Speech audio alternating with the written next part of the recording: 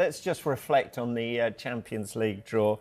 Do you think both Mikel Arteta and Pep Guardiola will be giving that the thumbs up there, Sue?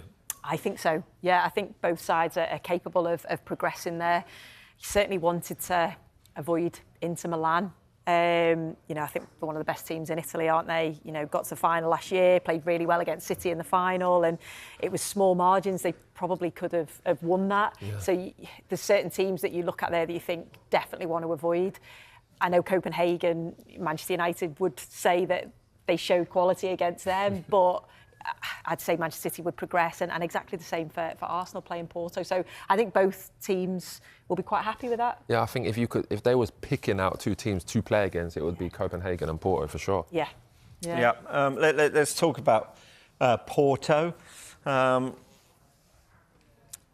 Could they offer anything towards Arsenal here, or not? Are you already putting Arsenal through here? I'm not going to be negative. I'm going to be like Sue and be positive. I mean, they finished second to Barcelona in their group. No, obviously they're a good football team. They always seem to produce good young players. They have a good identity. They play good football.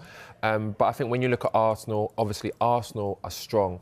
They play good football, but at the same time they're dynamic. They play at a high tempo. And I think when you look at some of the European teams that don't play at a high tempo, they seem to struggle against those British teams that do. It's going to be tough. It's going to be a close game. It's not going to be like a formality, but I still think Arsenal will progress. Yeah. And Copenhagen?